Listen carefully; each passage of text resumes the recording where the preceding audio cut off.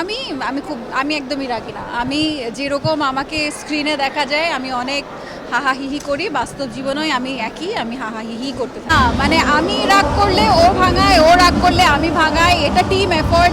একটা বিয়ে কিংবা সংসার এটা টিম এফোর্ট, এটা একা একা কিছু করা যায় না। যখন আমার বেশি মেজাজ খারাপ হয়ে যায় তখন সে এসে একটু ভাঙানোর চেষ্টা করে, তার হলে তো তার মেজাজ খারাপ হলে আমি যদি ভুল করে থাকি আমিও যাই, এভাবেই চলে। হ্যাঁ, আমি আমি একদমই রাগি না। আমি যেরকম আমাকে স্ক্রিনে দেখা যায় আমি অনেক হাহাহিহি করি, বাস্তব জীবনেও আমি একই, আমি হাহাহিহি করতে থাকি। আপু, ইদানিং দেখি আপনি অনেক সুন্দর সুন্দর কন্টেন্ট বানাচ্ছেন হ্যাঁ। পেজে। এই কন্টেন্ট বানানোর ক্ষেত্রে আপনার রুটিনের কোনো প্রভাব পড়ে কিংবা কি বুঝি নাই?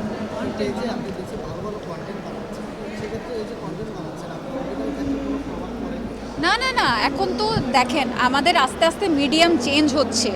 আমরা মঞ্চে ছিলাম, মঞ্চ থেকে টিভিতে এসেছি, সিনেমার পর্দায় গিয়েছি, তারপরে এখন যেটা চলছে ডিজিটাল জামানা, সব কিছুই মানুষ ফেসবুকে, ইউটিউবে কিংবা টিকটকে, ইনস্টাগ্রামে দেখতে চায়। সো ওখানেও তো আমাদের আমাদের দর্শকদের সাথে আমাদের কানেক্টেড থাকতে হবে। তো আমার মনে হয় এটা উল্টা আরও আমাদের জন্য প্লাস পয়েন্ট হচ্ছে যে আমরা ডিজিটালিও কাজ করতে পারছি।